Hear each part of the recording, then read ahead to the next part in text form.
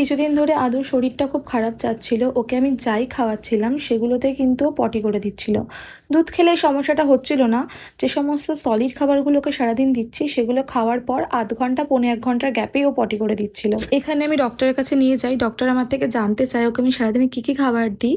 তো ওকে কিন্তু সব কিছুই ঘরোয়া খাবার দিচ্ছিলাম একমাত্র সেরেলাক বাদে।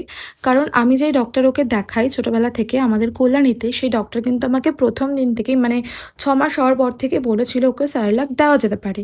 তো আমি এতদিন রাইসটা দিচ্ছিলাম, যেহেতু এখনও ৭ মাস প্লাস হয়ে গেছে, তো ওকে আমি ওই গমের যে সেরেলাকটা হয় সেটাই আমি ওর জন্য এনেছিলাম।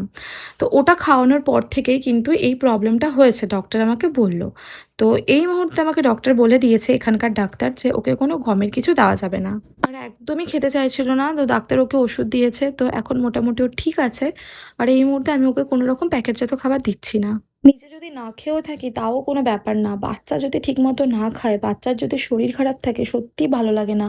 কিচ্ছু ভালো লাগে না। কোনো কাজ করতেও ভালো লাগে না, মনও ভালো লাগে না। Instagram, Facebook এ তোমরা আদুর খাবার রুটিন জানতে চেয়েছো। ওকে আমি সারাদিনে কী খাবার দিই দেখো।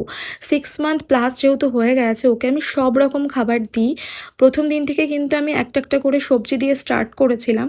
তো এখন ওর কোনোটাতেই প্রবলেম হচ্ছে না। তোমরা যখন তোমাদের বেবিকে খাবার দেবে, একবার চেক করে নেবে কোনো কিছু রিঅ্যাকশন হচ্ছে কিনা, তাহলে সেটা আর দেবে না। ইনস্টাগ্রামের কমেন্টে বা ফেসবুকের কমেন্টে তোমরা আদুকে যে এত সুন্দর সুন্দর ভালোবাসা দাও, আমার খুবই ভালো লাগে। অনেকে তো আমাকে মেসেজ করে জানতেও চাও যে আদু কেমন আছে, সুন্দর সুন্দর কমেন্ট করো।